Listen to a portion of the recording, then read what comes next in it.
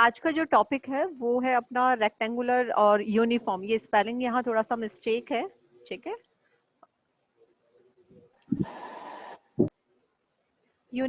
Uniform distribution होता है आपका। यूनिफॉर्म डिस्ट्रीब्यूशन को रेक्टेंगुलर डिस्ट्रीब्यूशन भी बोलते हैं, ठीक है। और एक साथ में हम पढ़ेंगे आपका एक्सपोनेंशियल डिस्ट्रीब्यूशन पढ़ेंगे, तो थोड़ा सा एक बार देख लेते हैं, डिस्क्राइब कर लेते हैं कि क्या होता है। ये आप लोगों के जो डी सब्जेक्ट चलता है उसके अंदर भी आप लोगों के पढ़ाया जाता है रेक्टेंगुलर डिस्ट्रीब्यूशन। आपको वहां पे डायरेक्ट बता दिया जाता है कि ये आपका होगा रिजल्ट। कैसे आया वो देख लीजिए। और ये बेसिकली आपका यूनिफॉर्म डिस्ट्रीब्यूशन और आप लोगों का जो एक्सपोनेंशियल डिस्ट्रीब्यूशन जो होता है, ये दोनों ही कंटिन्यूअस रैंडम वेरिएबल के लिए आपके काम में लिए जाते हैं, ठीक है। तो यहाँ दिया हुआ है, डेफिनेशन दिया हुआ है, ये 2 नंबर में आपको वो पूछ सकता है definition. A continuous random variable X is said to be the follow a continuous uniform और rectangular distribution over an interval. कोई भी एक आपका ओपन इंटरवल ले लिया है A B, if its probability density function is given by. तो यहाँ आपका इस इंटरवल के बीच में आपका फंक्शन जो है वो कुछ डिफाइन करेगा, कांस्टेंट वैल्यू होगी, अदरवाइज वो फंक्शन क्या होगा, 0 होगा। अब इस k की वैल्यू क्या होती है वो आपका डिपेंड करेगा, क्योंकि k क्या है, कांस्टेंट वैल्यू है, तो हम निकालते हैं। इसको निकालने का प्रोसेस क्या होगा, क्योंकि प्रोबेबिलिटी डेंसिटी फंक्शन के लिए कंडीशन होती है कि minus infinite to infinite F of X D X जो होता है वो इक्वल टू कितना होता है, 1 होता है। तो यहाँ एफ ऑफ एक्स जो है कहाँ बिलोंग कर रहा है, ए टू बी बिलोंग कर रहा है, तो ये ए से B F of X D X equal to कितना हो जाएगा, 1 हो जाएगा। A to B F of X function क्या है, कोई कांस्टेंट वैल्यू है k, तो यहाँ से ए टू बी k कांस्टेंट है, बाहर चला गया, ये dx आ गया इक्वल टू 1। dx के लिए करोगे 1 का जब इंटीग्रेशन करते हैं तो x होता है, x की लिमिट पुट करोगे तो कितनी हो जाएगी, b minus A equal to 1। तो k की वैल्यू क्या आ जाएगी, 1 अपॉन b माइनस ए। तो ये इस तरह से आपके पास में ये फंक्शन k की वैल्यू निकल कर आती है, ठीक है। वहां आपको कोई नहीं बताएगा, वहां पर कैसे आया कोई नहीं बताएगा कि आपका रिजल्ट क्या आया है, ठीक है। तो k की वैल्यू निकल कर किस फॉर्म में आएगी, आपका 1 upon B minus A divide 1 upon B minus A की फॉर्म होगी when the x belongs to a to b। Close interval, sorry open interval के लिए है ये, क्लोज के लिए नहीं है। सेकेंड कंडीशन क्या होगी कि आपका अदरवाइज ये फंक्शन क्या हो जाएगा, आपका 0 हो जाएगा। इसमें किसी को कोई डाउट है क्या बेटा, इसमें किसी को कोई डाउट? No ma'am. जब आपका नो ये मैम। पीडीएफ इस फॉर्म में डिफाइन करेगा तब आप कहोगे कि जो कैपिटल एक्स जो आपका वेरिएबल होता है वो कैसा वेरिएबल है, आपका known as uniform variate with parameter A और बी, ठीक है। ए एंड बी के लिए आपका जो पैरामीटर के लिए दिया हुआ है ये एक्स आपका, उसके लिए क्या कहलाएगा, यूनिफॉर्म वेरिएट कहलाएगा। यहाँ पर यूनिफॉर्मली उसका जो डिस्ट्रीब्यूशन होगा वो यूनिफॉर्मली होगा, क्योंकि यहाँ हमने उसको क्या लिया है, कांस्टेंट वैल्यू लिए ना, तो ये के का मतलब ही यूनिफॉर्म है, ठीक है। यूनिफॉर्मली वो आपका एक कांस्टेंट फॉर्म में आपका चलेगा। देखा जाए तो बेसिकली हम ये कह सकते हैं कि मेरे पास में कोई a और b, ये x ले लेते हैं और ये y ले लेते हैं, y is the function of f of x, sorry y equal to f of x आपका फंक्शन है, ठीक है। तो यूनिफॉर्मली मतलब x इक्वल टू a के लिए और x इक्वल टू b के लिए ये कॉन्स्टेंटली कहीं पर ये इनके बीच का जो y का जो डिस्टेंस होगा वो क्या है, आपका k है। और इस k की वैल्यू कितनी निकल कर आई है, 1 अपॉन बी माइनस ए, मतलब कि ये जो डिस्टेंस है ना, ये डिस्टेंस कितना है, 1 अपॉन बी माइनस ए है। तो ये आपका यूनिफॉर्मली डिस्ट्रीब्यूशन होता है, ठीक है। तो इसको हम कहते हैं ये 1 अपॉन बी माइनस ए आपका है। तो ये यूनिफॉर्मली जब डिस्ट्रीब्यूशन हो रहा है तो इसीलिए इसका नाम पड़ गया है uniform distribution. Is it clear? Clear है क्या बेटा चीज, ग्राफ से समझ में आ गया, ग्राफ से समझ में आ गई क्या चीज? Yes ma'am. Yes ma'am. Ma'am. ठीक है। इसके अंदर यहाँ रिमार्क भी लिखा हुआ है, this distribution is known as the rectangular distribution since the curve is y equal to f of x describe a rectangle over the x axis and between the ordinate x equal to a and x equal to b। जो हमने अभी diagram बनाया था वो उस form में आपका आएगा, ये देखिए यहाँ पे, ठीक है। समझ में आ गई चीज, इसीलिए इसको क्या करते हैं, रेक्टेंगुलर आपका यूनिफॉर्म डिस्ट्रीब्यूशन को रेक्टेंगुलर डिस्ट्रीब्यूशन भी कहा जाता है। क्यों, क्योंकि ये मेरे को एक रेक्टेंगुलर फॉर्म में देता है, ठीक है क्या।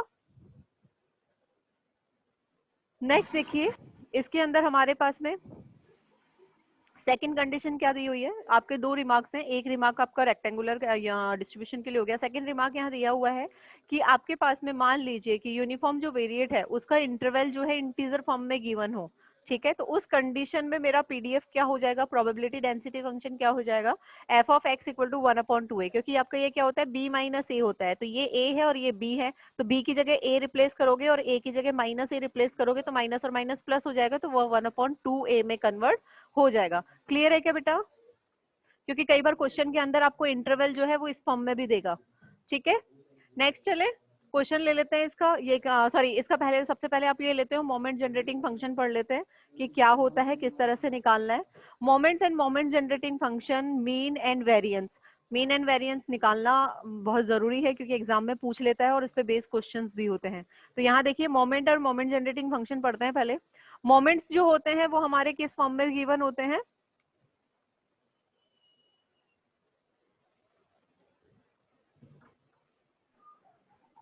e की पावर px। ये हमारा होता है मोमेंट जनरेटिंग फंक्शन जो है वो हमारा क्या होता है, M X T which is equal to expectation value of या expected value of E to the power T capital F X होता है। ठीक है ना, ये देखो ये दिया हुआ है।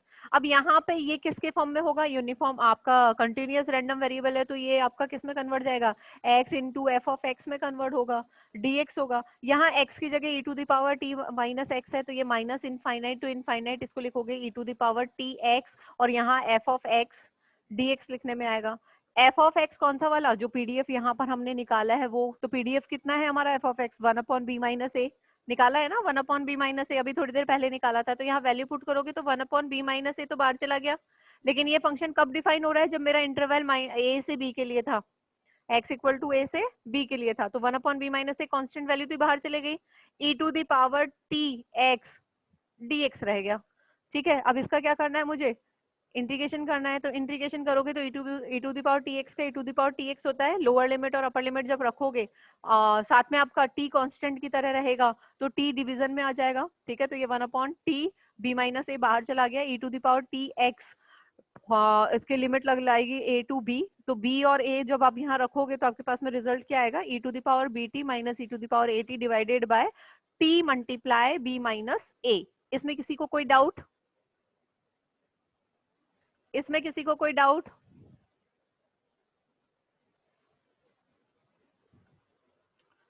आप ही लोगों से पूछ रहे हैं बेटा, इसमें किसी को कोई डाउट है क्या? No, ma'am. ठीक है, नेक्स्ट चलते हैं। Also by the definition moments about origin, है ना, ऑरिजन के लिए क्या होता है, म्यू आर डैश होता है, म्यू आर डैश का मतलब हो गया expected value of X R. ठीक है, तो आप यहाँ से इसे जब निकालोगे तो हमारे पास में क्या हो जाएगा, which is integration of minus infinite to infinite X to the power R हो जाएगा, यहाँ एफ ऑफ एक्स dx हो जाएगा। ठीक है, अब यहाँ r चेंज होते चले जाएंगे और आपकी ये चीज चेंज होती चली जाएगी। ठीक है, तो यहाँ से क्या हो जाएगा, म्यू 1 डैश निकालोगे तो यहाँ से एक्सपेक्टेशन वैल्यू ऑफ x आएगा। ठीक है, which is equal to minus infinite to infinite, यहाँ x आ गया, यहाँ f ऑफ x आ गया और ये dx हो गया। यहाँ f ऑफ x a से b के लिए डिफाइन है तो हमारा ये a टू b हो जाएगा x, और f ऑफ x क्या है, 1/b माइनस a है a टू b के लिए। ठीक है, तो ये 1/b माइनस ए तो बाहर चला गया, ये देखिए 1/b माइनस ए बाहर चला गया आपका। अच्छा, ये r की फॉर्म में निकाल लिया है, बाद में r की वैल्यू पुट कर दी, उससे कोई फर्क नहीं पड़ेगा, पहले निकालना चाहो या बाद में निकालना चाहो। ठीक है, तो यहाँ से एक्स स्क्वायर अपॉन 2 आएगा, तो ये X square upon 2 b minus A तो एज इट इज रह गया, और यहाँ पर लिमिट लग गई a टू b, तो यहाँ से क्या हो जाएगा, b square minus A square divided by 2 b minus A, तो b माइनस ए से ये कैंसिल आउट होगा तो क्या रहेगा, a plus B divided by 2 बचेगा क्या, ये देखिए ये आ गया है। इसने RF टर्म निकाली हुई है, आप RF टर्म निकाल सकते हो, उससे कोई फर्क नहीं पड़ेगा। Is it clear? क्लियर है क्या बेटा? ये हमने म्यू वन के लिए निकाला था, आप R के लिए निकाल लीजिए, उसमें क्या क्या होगा, आपके डायरेक्ट निकल जाएंगे mu 1 dash, mu 2 dash, mu 3 dash, mu 4 dash. Mu 1 mu 2 तो चाहिए ही चाहिए क्योंकि मुझे वेरिएंस निकालना है ना, मीन भी निकालना है और वेरिएंस भी निकालना है। तो म्यू 1 डैश जो होता है वो कितना होता है, मीन होता है ना, और म्यू 2 डैश जो होता है वो क्या होता है, वेरिएंस होता है। ठीक है, तो मीन आपका निकल कर आया a plus B divided by 2 निकल कर आ गया। ठीक है, ये वाला। अब r इक्वल टू 2 यदि आप यहाँ सेट कर देते हो तो म्यू 2 डैश निकल जाएगा, r इक्वल टू 2 सेट करोगे तो कितना आ जाएगा यहाँ से, mu 2 dash which is equal to आपका हो जाएगा 1/b माइनस ए, आपका एज इट इज रहेगा, और यहाँ बनेगा b to the power 3 sorry 2, r equal to कितना सेट कर रहे हो, 2 सेट कर रहे हो। ठीक है, b to the power 3 minus a to the power 3 divided by 3, ये A cube minus B cube का फॉर्मूला हो गया, A cube minus B cube कितना होता है, A minus B multiply A square plus B square plus A B. ठीक है क्या, ए की जगह बी है और बी की जगह ए है, रिप्लेस करके आप जब बनाओगे तो म्यू टू की वैल्यू आपकी कुछ इस तरह से निकल कर आएगी, मतलब म्यू टू कितना निकल कर आएगा, बी टू निकालोगे।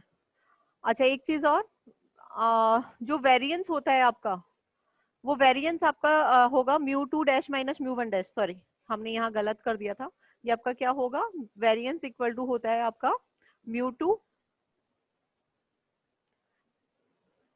Dash minus mu one dash which is equal to variance. ठीक है, तो म्यू वन डैश हमने ऑलरेडी निकाल लिया, म्यू टू डैश की वैल्यू यहाँ से निकालेंगे, ये निकल गई है, तो वेरिएंस इक्वल टू आपका हो जाएगा mu two dash minus mu one dash. इसकी वैल्यू जब आप इसे सिंप्लीफाई करोगे, क्योंकि दोनों की वैल्यू उठा के आपको पुट करनी पड़ेगी, और जब वैल्यू पुट करोगे तो आपके पास में जो रिजल्ट निकल कर आएंगे वो कुछ आपके, इसको कैलकुलेशन है, सिंपल कैलकुलेशन है बेटा, ये कैलकुलेशन करके देख लेना, यहाँ फॉर्मूला आपका यूज हुआ है, ए क्यूब प्लस बी क्यूब का फॉर्मूला यूज हुआ है, ठीक है, और वो उसको यूज करके जब सिंप्लीफाई करोगे तो कुछ ऐसा ग्रेटर रिजल्ट आएगा। और वेरिएंस जो होता है वो होता है mu two dash minus mu one dash, यहाँ म्यू टू और म्यू वन दोनों ही आपके निकल गए हैं, तो आप यहाँ पे वैल्यू पुट करके इसको कैलकुलेट कर सकते हो, जिसकी वैल्यू होगी B minus A whole to the power 2 divided by 12। अब आपको ये फॉर्मूले जो है वो याद होने चाहिए, क्योंकि जब क्वेश्चन अटेम्प्ट करोगे तो उनके अंदर आपकी ये चीजें काम में आएंगी। क्लियर है क्या बेटा। और स्टैंडर्ड डेविएशन वेरिएंस आपका सिग्मा स्क्वायर होता है, म्यू इक्वल टू आपका म्यू वन डैश होता है जिसको हम मीन कहते हैं, ठीक है, जो कि आपकी कितना निकल कर आएगा, a plus B divided by 2 आएगा। सिग्मा स्क्वायर जो है वो वेरिएंस कहा जाता है जिसका वैल्यू आएगी b minus A whole to the power 2 divided by 12 होगा। स्टैंडर्ड डेविएशन को सिग्मा से डिफाइन करते हैं, मतलब इसका स्क्वायर रूट लेना है, तो यहाँ से वैल्यू कितनी आ जाएगी, b minus A divided by root of 12, 12 को 4 इंटू 3 लिखते हो तो यहाँ से b minus A divided by 2 root 3 आ जाएगा। ठीक है क्या, ये यहाँ लिखा हुआ है देखिए। आपको ये रिजल्ट्स याद भी होने चाहिए, क्योंकि जब क्वेश्चन सॉल्व करोगे तो इनकी वैल्यू के हमें फॉर्मूले की जरूरत पड़ेगी। ठीक है, नेक्स्ट चले। मुकेश, अंकित, मयंक, अनुज, Yes, समझ में ma'am. आ- Yes, ma'am. Yes, ma'am. आगे चले बेटा। Yes, ma'am. Yes, ma'am. देखिए यहाँ पे एग्जाम्पल लिया हुआ है, एग्जाम्पल में कहा क्या है उसने, ये देखिए आप, एग्जाम्पल में कहा है if capital x is the uniformly distribution with mean 1, mean की वैल्यू ले ली है उसने 1, मतलब कि आपका म्यू कितना हो गया, 1 हो गया। वेरिएंस दिया हुआ है सिग्मा स्क्वायर जिसकी वैल्यू 4/3 दी हुई है। Find the probability of x less than 0 की कंडीशन हमें निकालनी है। ठीक है, तो ये कंडीशन निकालने के लिए मुझे क्या चाहिए, पीडीएफ चाहिए, तो पीडीएफ निकालने के लिए सबसे पहले पीडीएफ की वैल्यू चाहिएगी ना, क्योंकि आपका x जो है लेस देन 0 है, लेस देन 0 का मतलब हो गया, अब यहाँ पे देखते हैं इंटरवल निकालना पड़ेगा, पहले मुझे a और b की वैल्यू निकालनी पड़ेगी, क्योंकि आपका यूनिफॉर्म डिस्ट्रीब्यूशन है, इसका मतलब हो गया जो यूनिफॉर्म जो वेरिएट होता है उसको u से डिफाइन करते हैं, a कॉमा b लिखा जाता है। तो मीन की वैल्यू निकालने के लिए मेरे पास में फॉर्मूला होता है a plus B divided by 2। Mean की वैल्यू कितनी दी हुई है, यहाँ पे 1 दी हुई है, तो a plus b equal to कितना आ गया आपका 2 आ गया। यहाँ से एक इक्वेशन निकल कर आ गई, सेकंड इक्वेशन किससे निकलेगी, वेरिएंस से निकलेगी। वेरिएंस का फॉर्मूला ये आपका दिया हुआ है, तो यहाँ से आपके पास में b minus A whole to the power 2 equal to कितना है, 4/3 है। यदि इसको हटाओगे तो इसको हम क्या लिख सकते हैं, सॉरी डिवाइडेड बाय 12 यहाँ दिया हुआ है, तो ये आपका कैंसिल होगा तो 4 आएगा, और इसको जब सिंप्लीफाई करोगे तो यहाँ से b minus A equal to 4 आएगा। क्लियर है क्या बेटा, इतना प्लस माइनस 4 आएगा। ठीक है, ये चीज क्लियर है क्या बेटा, ये चीज क्लियर Yes, है ma'am. क्या। Yes, ma'am. अच्छा, दूसरी Yes, चीज ये है, ma'am. बेटा मेरे पास k की वैल्यू जो होती है ना वो होती है b माइनस ए, इसका मतलब ये है कि a जो है ना वो लेस देन होना चाहिए b से। समझ में आ गई चीज, ये कंडीशन फॉलो होनी चाहिए तभी आपका ये एग्जिस्ट करेगा, अदरवाइज एग्जिस्ट नहीं करेगा। Is it clear. Yes, ma'am. ठीक है, ये वाली कंडीशन मुझे ध्यान रखना बहुत जरूरी है, क्योंकि यहाँ पर अब आपके पास में है ना a और b की दो वैल्यूज निकल कर आएंगे।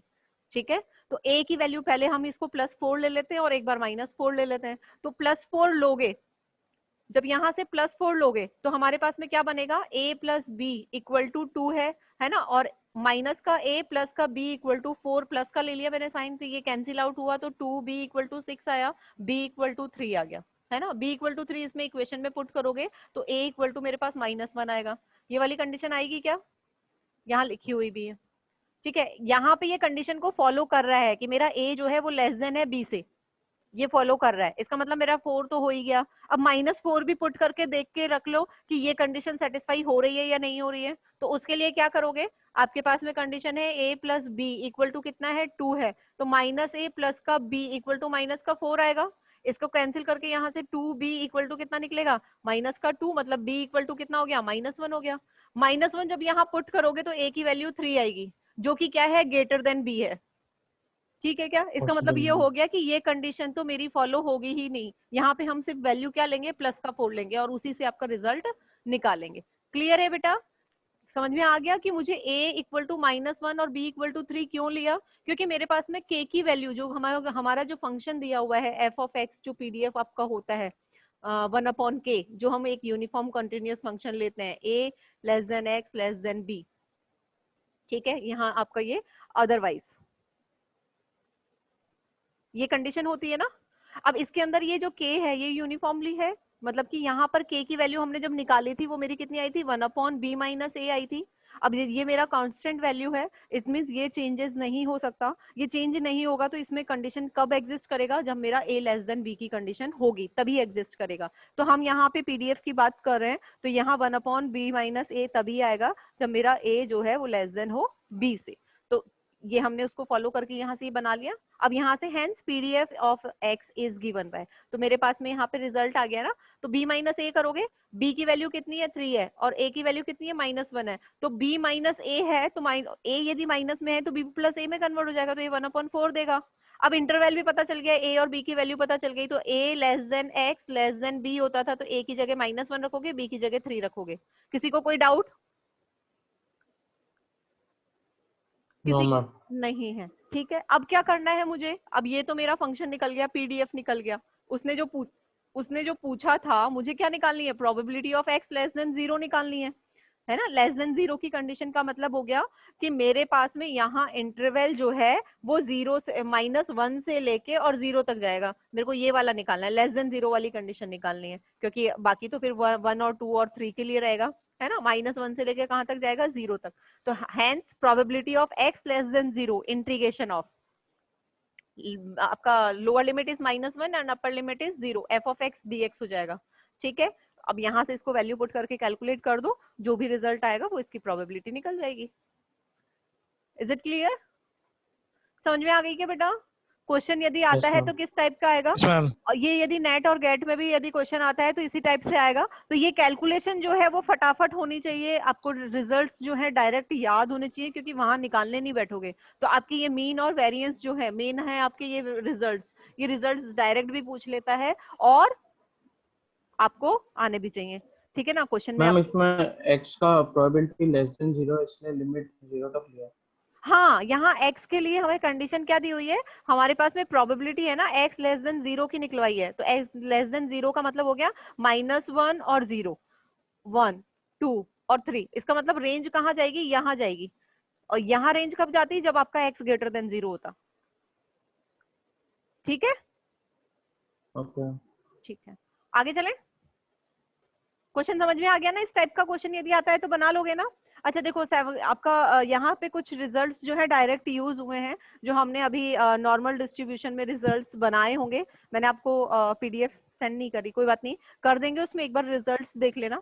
यहाँ देखिए क्वेश्चन में दिया हुआ है, show that for a rectangular distribution f of x equal to 1/2a, ठीक है, -a to a आपके पास में दिया हुआ है। अभी थोड़ी देर पहले हमने आपको कहा था कि कई बार आपको रेंज जो है ना वो आपका a से b की बजाय आपको इंटीजर फॉर्म में देगा, तो यहाँ देखिए इंटीजर फॉर्म में दे दी, ठीक है।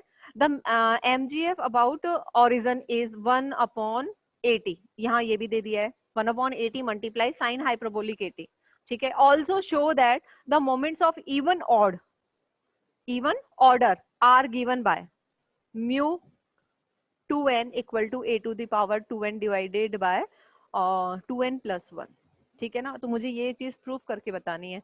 प्रूफ करने के लिए पहले हमें क्या निकालना पड़ेगा, mxt निकालना पड़ेगा। mxt निकालने के लिए हमारे पास में फॉर्मूला होता है expected value of e to the power tx, ठीक है।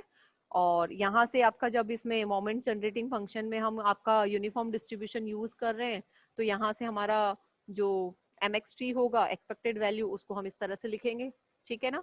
यहाँ f ऑफ x ऑलरेडी मेरा दिया हुआ है क्वेश्चन के अंदर, कितना दिया हुआ है 1/2a, होगा क्या 1/2a। देखिए f ऑफ x है ना बेटा, वो कितना है मेरे पास में 1/b माइनस a होता है, रेंज होती है a less than x less then b। यहाँ a की जगह तो a आपका लोअर लिमिट कितनी दी हुई है -a दी हुई है, और अपर लिमिट क्या दी हुई है +a दी हुई है। यही रेंज दी हुई है क्या क्वेश्चन के अंदर, उसने कहा है ना। वापस करेंगे ऊपर, देखिए क्वेश्चन ये रहा आपका क्वेश्चन। यहाँ देखिए रेंज आपकी क्या दी हुई है, lower limit is -a and upper limit is, lower limit is -a और अपर लिमिट इज a। किसी को कोई डाउट, अरे किसी को कोई डाउट है क्या इसमें। No No, ma'am. ma'am. ठीक है, तो यहाँ पर a को रिप्लेस करोगे -a से और b को रिप्लेस करोगे a से। तो हमारे पास में देखिए हमारा फंक्शन यहाँ पर जो दिया हुआ होता है उसके अंदर हम वैल्यू पुट करेंगे यहाँ, तो 1/a माइनस और माइनस का a, तो ये कितना हो जाएगा 1/2a। होगा क्या, फंक्शन बन गया क्या। ये बनाना आना चाहिए बेटा, ये आपको याद होगा तभी आप बना पाओगे, ठीक है। और यहाँ ऑलरेडी दिया हुआ भी है, कई बार नहीं देगा वो रेंज दे देगा, तो रेंज से आप खुद बना लेना, ठीक है। तो यहाँ पर ये 1/2a आ गया, 1/2a आ गया है, तो अब यहाँ से 1/2a जो है कांस्टेंट है बाहर चला गया, है ना। इसका बनाओगे e to the power T X का इंटीग्रेशन करोगे तो e to the power T X divided by T होगा, T is a constant value, -a to a limit लगाओगे तो यहाँ से ये वैल्यू निकल कर आएगी। किसी को कोई डाउट, 280 तो एज इट इज रह जाएगा, e to the power -80 -e -80, ठीक है। यदि इस 2 को इसके साथ ले जाए तो ये मेरा क्या इस फॉर्म में कन्वर्ट हो जाएगा क्या। उसने यही चीज पूछी थी, ये देखिए ये रही,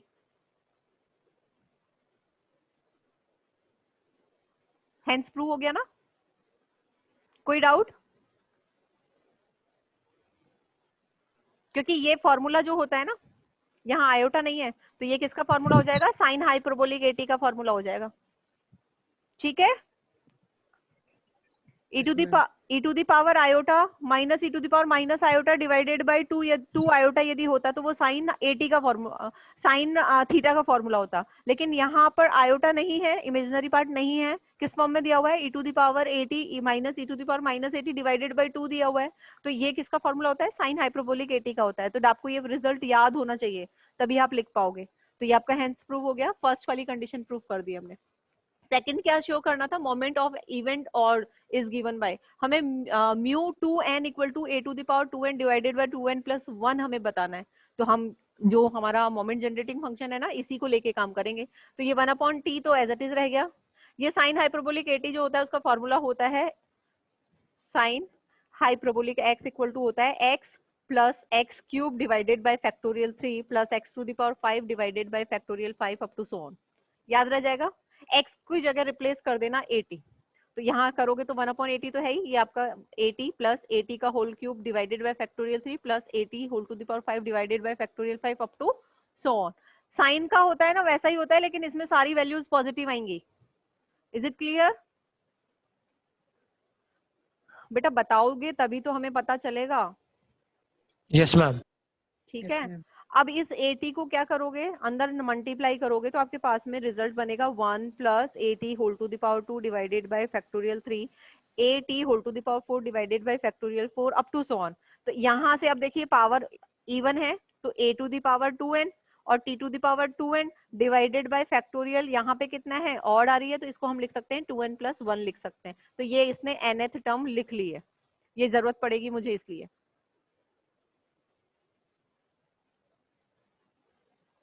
ठीक है क्या।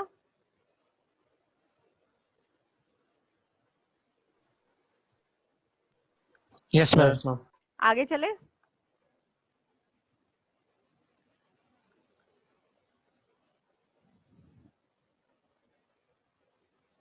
देखिए hence mu 2n plus 1 dash which is equal to coefficient of t to the power 2n plus 1 divided by factorial 2n plus 1 is which is equal to 0, है ना, ये इसने कहा है। यहाँ पे आपका कब होगा ये, अच्छा ये यहाँ पे t to the power 2n है, ये +1 नहीं आएगा, ये थोड़ा सा बुक में है, ठीक है। तो यहाँ से आपके mu 1 डैश की वैल्यू आपको ऑलरेडी हम पहले डिस्कस कर चुके हैं कि मेरा म्यू1 डैश जब हम निकालते हैं ना, वो किसके अबाउट द ओरिजिन जो होता है वो मेरा क्या होता है, 0 होता है। तो अबाउट द ओरिजिन म्यू1 डैश की वैल्यू 0 प्रूफ की थी क्या हमने डिस्क्रिट में, जो हमने पढ़ाया था आपको, यस मैम। है ना? वहां आपका क्या बताया था, ये 0 बताया था, ठीक है। और ये म्यू1 डैश जो होता है वो क्या होता है, मीन होता है। मीन की वैल्यू क्या होती है, a plus B divided by 2 होती है। तो a plus b equal to 0 है ना? यहाँ से क्या हो जाएगा, hence moment about origin which is equal to moment about mean for this distribution.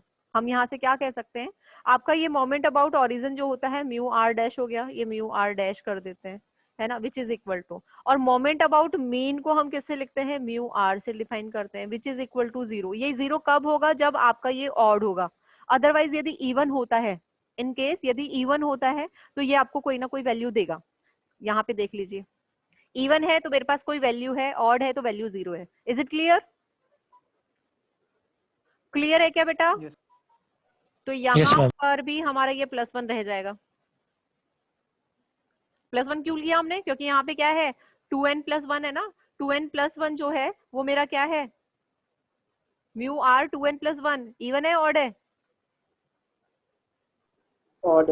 Odd है। तो Odd है। ऑड के लिए तो कंडीशन हम 0 ले ही रहे हैं, अभी बोला ना आपको। Yes, ma'am. ऑड के लिए तो Yes, हम ma'am. कंडीशन 0 ले ही रहे हैं, तो यहाँ पर आपका ये t⁻2n+1 लिखा जाएगा। तब ये आपका ऑड होगा तो इसकी वैल्यू क्या होगी, 0 होगी। आप सीरीज में देख लो, आपके पास में सीरीज में कहीं पर भी ऑड फंक्शन नहीं है, सारा फंक्शन कैसा है, इवन है। क्लियर है क्या बेटा? सारा फंक्शन इवन है ना, ऑड तो कहीं है ही नहीं। ऑड वाली कंडीशन क्या है, 0 है। ठीक है, तो यहाँ से हमने क्या कहा, mu r dash equal to mu r which is equal to 0 कब होगा, जब आर मेरा कैसा हो, ऑड हो। यदि आर मेरा इवन हो, आर मेरा इवन हो, उस कंडीशन में मेरा वो क्या होगा, पर्टिकुलर कोई वैल्यू देगा, और वो वैल्यू किस फॉर्म में देगा, 2n की फॉर्म में। किस फॉर्म में देगा, 2n की फॉर्म में। 2n हम यहाँ मान रहे हैं ऑड की फॉर्म, आपका जो कंडीशन थी ना ऑड वाली, सॉरी इवन वाली, इवन मेरे पास में यहाँ पावर कितनी है, 2n है ना। तो आपका यहाँ r इक्वल टू कितना ले लिया है, 2n ले लिया है। r इक्वल टू कितना ले लिया, 2n, क्योंकि यहाँ मेरी पावर कहाँ तक जा रही है, 2n तक जा रही है। ठीक है, तो यहाँ से क्या हो जाएगा, mu r dash equal to mu r equal to mu 2n, मतलब r को रिप्लेस कर दिया 2n से, r को रिप्लेस कर दे 2n से। ऐसा क्यों किया, क्योंकि मेरे पास में यहाँ पावर 2n तक है हमारी, तो यहाँ 2n लिखोगे तो यहाँ पे म्यू 2n डैश लिखने में आएगा। तो इसको हम क्या लिख सकते हैं, ये कब आएगा मेरा, ये मेरा कब आएगा, जब मेरा ये कब आएगा मेरा, जब मेरे पास में कोफिशिएंट ऑफ t⁻2n हो, तो डिवाइडेड बाय जो भी आपका फैक्टोरियल √2n जब आप लोगे तो यहाँ पर ये वाली टर्म कैंसिल आउट हो जाएगी। ठीक है, तो यहाँ पर क्या होगा, ऊपर नीचे आपको मल्टीप्लाई करना पड़ेगा कंप्लीट इक्वेशन को। ये जो इक्वेशन है इसको कंप्लीट इक्वेशन को factorial 2n divided by factorial 2n से मल्टीप्लाई करोगे। ठीक है, तो मुझे यहाँ पे वो आपको 2n देगा। क्लियर है क्या बेटा? तो यहाँ पे हमारा लिखने में आएगा coefficient of t⁻2n divided by factorial 2n लिखने में आएगा। ठीक है, तो यहाँ से मेरे पास में लास्ट टर्म क्या बचेगी, जब हम ये लिखेंगे nth टर्म लिखेंगे तो आपका फैक्टोरियल 2n+1 जो है वो किस पे कन्वर्ट हो जाएगा, 2n+1 फैक्टोरियल 2n में कन्वर्ट होगा। ये होगा क्या बेटा? अरे हाँ ना, कुछ तो बोल दो बेटा। Yes ma'am. है ना, तो फैक्टोरियल Yes, ma'am. 2n से 2n कैंसिल आउट हो जाएगा। यहाँ पे आप देखिए ना, यहाँ पे ये देखिए आपके पास में ये टर्म थी, इसके अंदर हम क्या कर रहे हैं, हमें कौन सा कोफिशिएंट चाहिए, हमें कोफिशिएंट चाहिए coefficient of t⁻2n divided by factorial 2n चाहिए। ये मुझे कब मिलेगा, ये मुझे कब मिलेगा बेटा,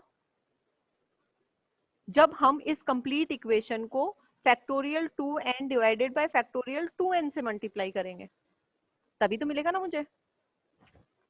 तब मुझे क्या मिलेगा, ये 2n इसके साथ चला जाएगा, sorry divided by factorial 2n है ना, ये वाला 2n जो है वो इसके साथ चला जाएगा। तो a⁻2n डिवाइडेड बाय आपका ये मल्टीप्लाई में ये 2n बचेगा और डिवाइजन बाय 2n+1 बचेगा, क्योंकि ये वाला जो 2n हमने लिया था ये तो किसके साथ चला गया, इसके साथ चला गया, क्योंकि मुझे इसका कोफिशिएंट चाहिए। ठीक है, तो यहाँ से आपके पास में ये वाली टर्म बचेगी। अब इसको सिंप्लीफाई करने के लिए इसको हम क्या लिख सकते हैं, इसे हम लिख सकते हैं 2n+1 मल्टीप्लाई फैक्टोरियल 2n, तो 2n से 2n कैंसिल आउट हो जाएगा और आपके पास में टर्म बचेगी a⁻2n डिवाइडेड बाय 2n+1। इसमें किसी को कोई डाउट, इसमें किसी को कोई डाउट?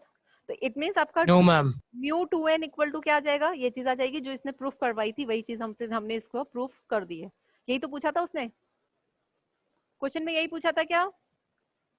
या कंफ्यूज मत हो जाना कि हमारा ये चीज कहाँ से आ गई बेटा। इस कंप्लीट इक्वेशन को उसने फैक्टोरियल 2n से मल्टीप्लाई किया है और उसके बाद उसने t to the power 2n divided by factorial 2n का कोफिशिएंट पूछा है। ठीक है, तो जब ये कोफिशिएंट पूछोगे तो यहाँ पर फिर मेरे पास में ये कोफिशिएंट निकल कर आएगा, तब ये आपका फैक्टोरियल 2n आया है, अदरवाइज नहीं आता। ठीक है, ठीक है। Yes, ma'am. देखिए नेक्स्ट देखते हैं इसके अंदर। ये तो था मेरा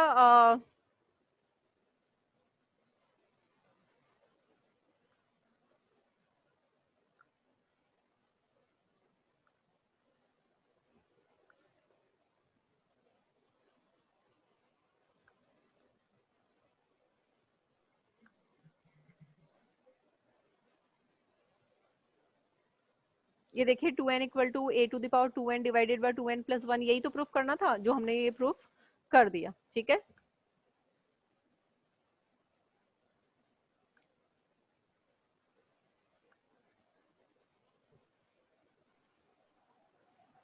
मैम एक बार म्यू में t to the power 2n by factor 2n कैसे आया? कौन सा वाला बेटा? ये वाला? म्यू में म्यू डैश आर। ये वाला? हाँ मैम। बेटा यही तो बता रहे थे हम, आपके पास में जो अभी सीरीज थी ना, जो हमारा साइन हाइपरबोलिक 80 की जो सीरीज बनी है, साइन हाइपरबोलिक 80 की जो सीरीज बनी है ना, उस साइन Yes, हाइपरबोलिक 80 की सीरीज के अंदर हमने क्या किया है, कंप्लीट सीरीज को मैंने factorial 2n divided by factorial 2n से मल्टीप्लाई किया तो ये वाली टर्म जो है वो हर जितनी भी टर्म्स हैं आपके पास में सबके पास जाएगी, तो nth टर्म के साथ भी जाएगी ये। ठीक है, जाएगी क्या? और मेरे पास ma'am. में यहाँ पे mu r dash equal to mu r जो होता है, mu r dash equal to mu r जो होता है वो किसके इक्वल होता है? वो होता है coefficient of t to the power 2n divided by factorial 2n के। ठीक है, ये पुराना जब पढ़ोगे ना उसके अंदर क्या बोलते हैं नॉर्मल डिस्ट्रीब्यूशन में, तो वहां आपका लिखा हुआ आएगा। तो coefficient of t to the power 2n divided by factorial 2n होता है। अब मेरे पास यहाँ पे तो था ही नहीं ना, यहाँ पे तो t to the power 2n मिल रहा था मुझे, और मुझे प्रूफ भी तो यही करना है, मुझे इसको किस में बनाना है? म्यू 2n में कन्वर्ट करना है। तो म्यू 2n कब बनेगा? जब coefficient of t to the power 2n divided by factorial 2n होगा। ठीक है, तभी आपका म्यू 2n देगा। तो ये आपका वहां से आया है, आपका नॉर्मल डिस्ट्रीब्यूशन में एक बार रिलेशन देखी ना, वहां से पता आइडिया लग जाएगा आपको। तो अब यहाँ पर क्या है मेरे पास में T to the power 2n तो था, डिवाइडेड बाय फैक्टोरियल 2n नहीं था, तो मैंने कंप्लीट इक्वेशन को इससे मल्टीप्लाई कर दिया। मल्टीप्लाई किया तो यहाँ से a to the power 2n भी आ रहा है, फैक्टोरियल 2n प्लस 1 भी आ रहा है। ठीक है, लेकिन ये मल्टीप्लाई किया था ना, ये वाली टर्म भी आएगी। ठीक है, ये रिलेशन है, ये आपके नॉर्मल डिस्ट्रीब्यूशन में दिया हुआ है। ठीक है, रेफरेंस रिलेशन जो निकलता है वहां से निकल कर आया है म्यू आर डैश और म्यू आर का, या जिसको हम कहते हैं mu 2n equal to mu 2n dash का। ठीक है, तो इसका वैल्यू जो होती है वो coefficient of t to the power 2n divided by factorial 2n होती है। ठीक है, इसको बनाने के लिए हमने इसको फैक्टोरियल 2n से ऊपर नीचे मल्टीप्लाई किया, इसको सिंप्लीफाई करोगे तो ये रिजल्ट आ जाएगा जो उसने पूछा था। ठीक है, ठीक है क्या? Yes, ma'am. आगे चले। Yes, ma'am. यदि कट जाए तो 1 मिनट के लिए वापस आ जाना, सब रिज्वाइन कर लेना। टाइम मेरे ख्याल से शायद होने वाला है ना, 3 मिनट बचे हैं। अच्छा देखिए, आपका जो नेक्स्ट जो डिस्ट्रीब्यूशन है वो क्या होता है? एक्सपोनेंशियल डिस्ट्रीब्यूशन कहलाता है। एक्सपोनेंशियल डिस्ट्रीब्यूशन जो है वो आपका बाय द डेफिनेशन यदि हम बात करें तो यहाँ पे ये भी कंटिन्यूअस के लिए होता है। A continuous random variable x is said to be the followed as exponential distribution, also called as negative exponential distribution with parameter lambda greater than 0। ठीक है, if its probability density function, यदि इसका probability density, ये आपको याद रखना पड़ेगा, यदि आपका फंक्शन जो है probability density function lambda e to the power minus lambda x की फॉर्म में यदि डिफाइन है, तभी आप उसका एक्सपोनेंशियल डिस्ट्रीब्यूशन आप निकाल पाओगे, अदरवाइज नहीं। और यहाँ पे कंडीशन ये होगी कि ये लैम्डा जो है ना ऑलवेज ग्रेटर देन 0 होना चाहिए, क्योंकि यदि ये नेगेटिव ले लिया तो नेगेटिव और नेगेटिव पॉजिटिव हो जाएगा और फिर वो एग्जिस्टेंस नहीं करेगा, वो फिर कुछ और बन जाएगा। ठीक है, जो हमारा हम ऑलरेडी पढ़ चुके हैं mxt जो हम निकालते हैं। ठीक है, यहाँ x जो है always greater than equal to 0 होगा, और नेगेटिव यदि होता है तो उसके लिए मेरा पीडीएफ जो होगा वो हमेशा क्या होगा? 0 होगा। The above given PDF probability density function है f of x greater than 0 and इसकी वैल्यू 1 भी होनी चाहिए।